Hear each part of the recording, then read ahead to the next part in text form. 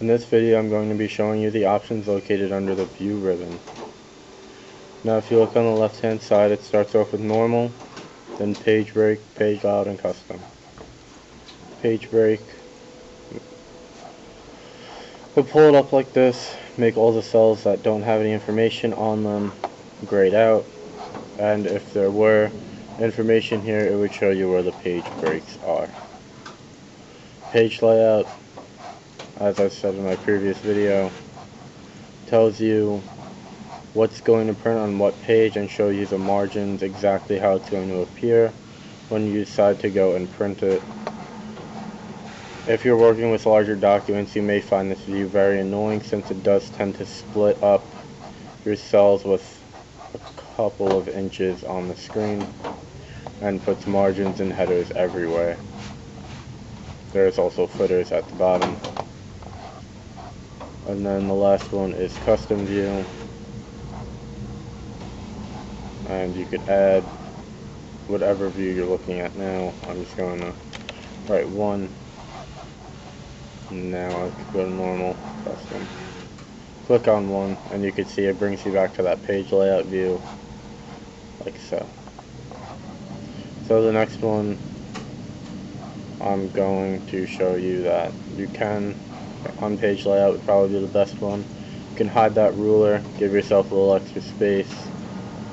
The grid lines are there so that you can easily see the data, but if you want to instead see more like how it's going to print, since those grid lines aren't going to print unless you have them like that. And then again, as you can see, it'll print, but it's not showing the grid lines that will not print.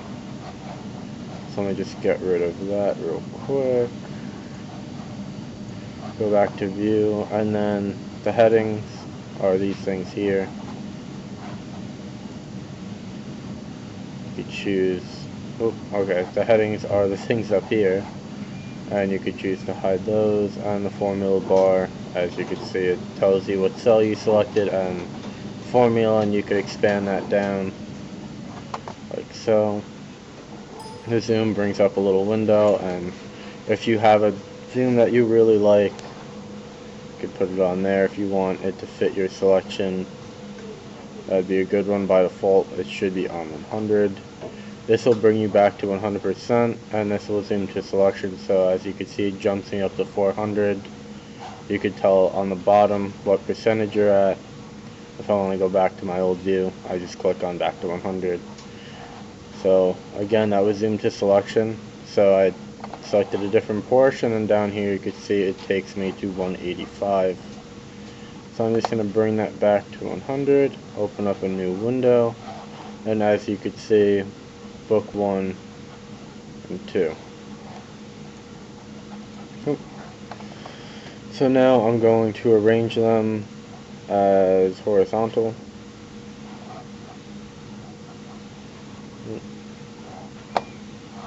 Alright, maybe not. There we go.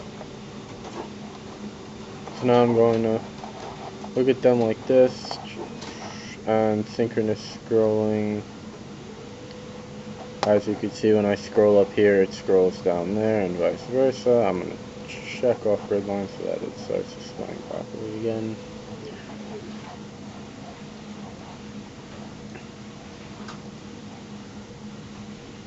As you can see, it's scrolling together. Up and down, at least. So I'm going to switch the windows, and you can see maybe it jumps back and forth. And then macros. This I'm going to put into a lesson on its own, but basically, once you start the macro by creating it, it'll bring you up here. The easier way to make a macro would be to record one, and then it'll ask you for a macro name and where to kind of hide it. So now that I'm recording, I believe,